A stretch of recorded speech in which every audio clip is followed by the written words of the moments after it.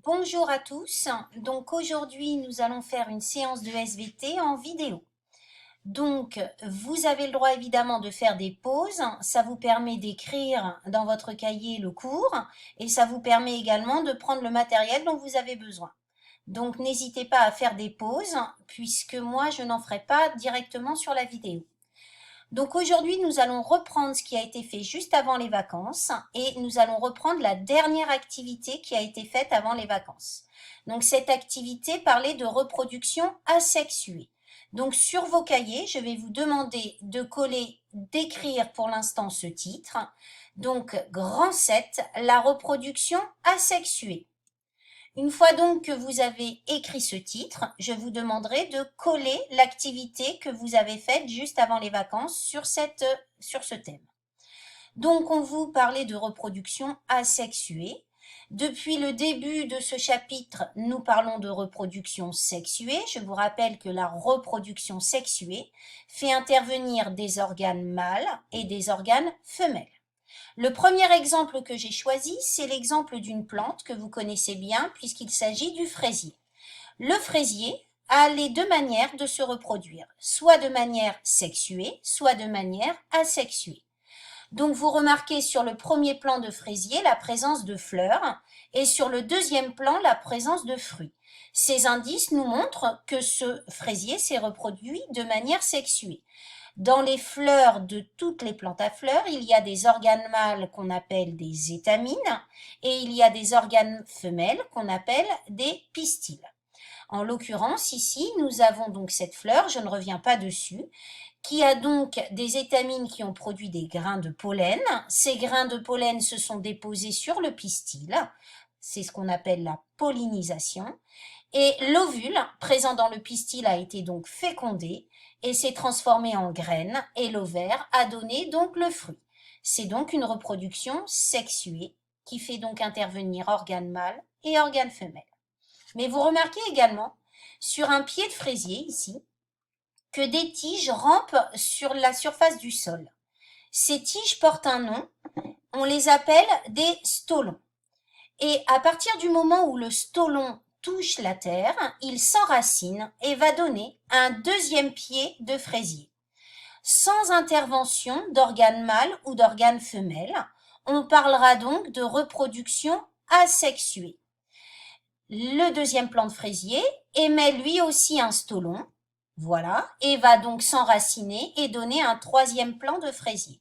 Si dans votre jardin vous avez des fraisiers actuellement, vous pouvez aller regarder ces stolons, ils y sont, c'est sûr, et vous avez donc à partir d'un plant de fraisier, plusieurs pieds de fraisier qui se forment. La reproduction asexuée a un avantage, elle est très rapide. Par contre, l'inconvénient, c'est que les pieds de fraisier sont rigoureusement identiques aux pieds de fraisier initial. Donc la diversité est très faible. Un deuxième exemple peut être pris de reproduction asexuée chez les animaux. Donc ici au microscope, vous avez donc un animal qui s'appelle une hydre. C'est un animal qui fait partie de la même famille que les méduses. Et vous repérez qu'il y a une grande hydre qui est donc l'hydre initiale et il y a un bourgeon avec une petite hydre sur le côté. Donc les étapes de cette reproduction, vous avez donc ici une hydre initiale où on commence à voir le bourgeonnement. Ici, on a un bourgeonnement qui est bien formé et le bourgeon va se séparer de l'animal initial et va se fixer au sol et nous obtenons donc deux hydres rigoureusement identiques. Cette reproduction n'a fait intervenir ni d'organes mâles ni d'organes femelles, c'est bien une reproduction asexuée. Un autre exemple d'un animal qui se reproduit de manière asexuée, c'est l'anémone de mer que vous voyez ici, vous en avez certainement tous vu dans la mer. Cette anémone de mer est capable de se couper en deux. Regardez ici, elle émet un deuxième disque oral et cette séparation des deux individus va conduire à la formation de deux individus identiques. Encore une fois, c'est une reproduction asexuée. Donc sur l'activité que vous avez faite aujourd'hui, vous avez certainement légendé votre schéma.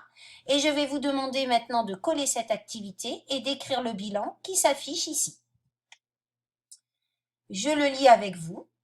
Contrairement à la reproduction sexuée qui fait intervenir des cellules reproductrices mâles et femelles, la reproduction asexuée se fait à partir d'un seul et même individu. Il y a donc reproduction à l'identique. Les plantes utilisent des organes particuliers, comme les stolons, et les animaux se reproduisent par bourgeonnement ou division. Ce mode de reproduction est plus rapide. Vous faites une pause et vous écrivez le bilan sur votre cahier. Maintenant, nous allons reprendre un exemple d'activité humaine qui influence la reproduction d'une espèce. L'espèce qui va nous intéresser aujourd'hui, c'est le thon. Donc, je vous montre ici donc une photo d'une pêche de thon. Et donc, l'activité humaine, évidemment, c'est la pêche du thon et notamment la surpêche, puisque le thon est une espèce menacée. Pour commencer, je vous laisse regarder ce reportage télévisé. Donc, le reportage télévisé, vous allez cliquer sur Pronote, sur le lien Lumni que je vous ai mis, et vous regardez ce reportage. Ensuite, nous allons poursuivre l'activité, donc vous mettez pause une fois que vous avez eu tout ça. Donc, le journal France 2 vient de vous montrer le gros dilemme qui existe entre la pêche du thon et l'extinction de l'espèce. Donc, comme vous le voyez sur les photos, entre la surpêche ici et la vente de thon qui peut monter jusqu'à 600 000 $ pour ce thon ici, la consommation de thon par toutes les populations. Le problème d'aujourd'hui va être le suivant. Comment empêcher l'extinction du thon rouge en mer Méditerranée tout en conciliant les besoins des êtres humains? Donc, nous allons pouvoir répondre à cette activité grâce à un logiciel qui se nomme Simthon. Donc, vous allez faire une pause et prendre les documents que je vous ai mis sur Pronote. Il y a donc un document papier plus un logiciel Simthon sur lequel vous allez aller. Donc voici le document qui va vous permettre de faire l'activité d'aujourd'hui. Vous allez avoir 3 questions à partir de documents ressources et vous allez avoir des simulations à faire sur le logiciel Simthon. Donc le document ressources est également sur Pronote, le voici. Donc grâce à ces documents 1, 2 et 3, vous allez pouvoir répondre aux premières questions de l'activité. Ensuite, vous irez donc sur votre moteur de recherche Internet et vous taperez ici Simthon. S-I-M-T-H-O-N. Et vous prendrez le premier site qui se présente à vous. Donc voilà, je laisse se charger le site. Et pendant ce temps-là, je vais aller voir ce que vous demande sur l'activité. Donc la première simulation que vous allez faire, c'est l'arrêt total de la pêche du thon rouge. Donc sur les documents ressources, je vous ai mis donc une fiche technique pour utiliser le logiciel. On vous présente donc les différents icônes et ce que vous allez pouvoir faire varier, comment lancer le modèle, comment appuyer sur pause. Donc bien sûr, il faudra lire et vous y reprendre à plusieurs fois parce que ça ne va pas marcher forcément du premier coup. Donc, la première simulation, on vous demande sur l'animation Simthon, de réaliser une simulation de l'évolution du stock total de thon de 2011 à 2040. Alors, c'est vrai que c'est un logiciel qui commence à 2011. Et là, vous allez arrêter la pêche du thon rouge en cliquant sur la touche moratoire. Moratoire veut dire interdiction totale d'effectuer une pêche de thon. Donc, nous reprenons le logiciel Simthon qui s'affiche ici. Donc, voilà. Donc, moi, je me pousse. Et ici, on vous a demandé d'interdire la pêche. On est bien en 2011. L'interdiction de la pêche se fait en appuyant sur la touche moratoire.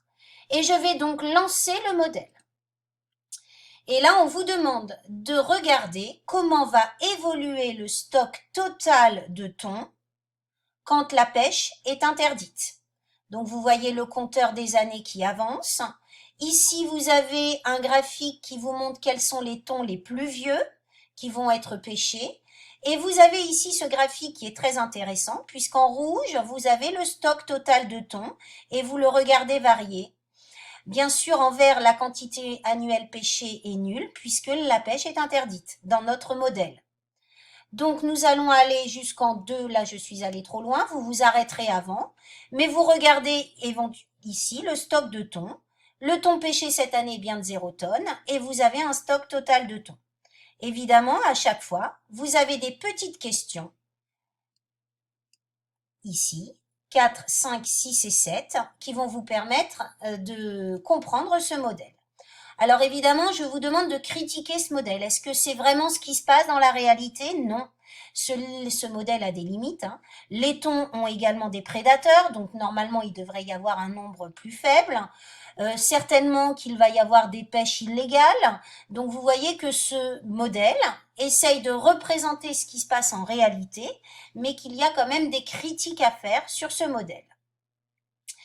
Quand on reprend la fiche d'activité, on vous demande de faire d'autres simulations et de remplir le tableau.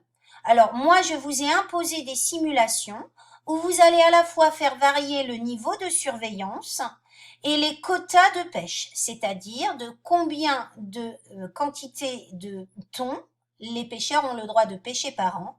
Et vous allez également faire varier la masse minimale d'un thon. Masse minimale de 30 kg veut dire que les thons qui pèsent 30 kg et plus ont le droit d'être pêchés, mais ceux qui pèsent 30 kg et moins n'ont pas le droit d'être pêchés. Donc évidemment, pour faire varier ces modèles, je réinitialise mon modèle. La surveillance pour la première simulation est modérée. On vous a demandé un quota de 50 000 tonnes par an pour la première chose, il me semble, donc je reprends ici. En effet, 50 000 tonnes par an, c'était avant 2007, il n'y avait aucun quota. Les pêcheurs avaient le droit de pêcher tout ce qu'ils trouvaient. Et la masse minimale de thon est de 30 kg. Et je vais relancer mon modèle. Donc je réinitialise, 50 000 tonnes par an puisqu'il n'y a pas de quota, surveillance modérée, et je lance mon modèle. Sur les graphiques ici, vous allez tout de suite voir que la quantité annuelle pêchée va être importante. Du coup, le stock total de thon s'arrête en 2021. S'il n'y a aucun quota de pêche et que les pêcheurs peuvent pêcher des thons d'une masse supérieure à 30 kg, en 2021, l'extinction de l'espèce a lieu. Et bien sûr, vous comprenez que les pêcheurs ne peuvent plus pêcher, il n'y a plus de thon. Donc, vous remplissez à chaque fois votre tableau. Une fois que vous aurez fait toutes les simulations proposées, vous avez également le droit d'en faire d'autres. Vous avez la dernière question qui est très importante. Quelle proposition feriez-vous aux fédérations de pêcheurs et aux associations de sauvegarde de l'environnement pour poursuivre l'activité de pêche nécessaire aux besoins de tous, tout en préservant cette espèce? Je vous demande un texte argumenté et vous allez devoir utiliser les valeurs chiffrées du tableau. Donc c'est un travail qui va se décomposer en deux parties. La première partie, c'est l'utilisation du logiciel. La deuxième partie va être donc de reprendre tous les chiffres que vous aurez obtenus et de faire un texte rédigé qui réponde aux problèmes de départ. Eh bien, je vous souhaite bon courage. Ce travail est à m'envoyer pour la semaine prochaine, comme d'habitude, sur Pronote. Je vous souhaite une bonne semaine de reprise. Au revoir.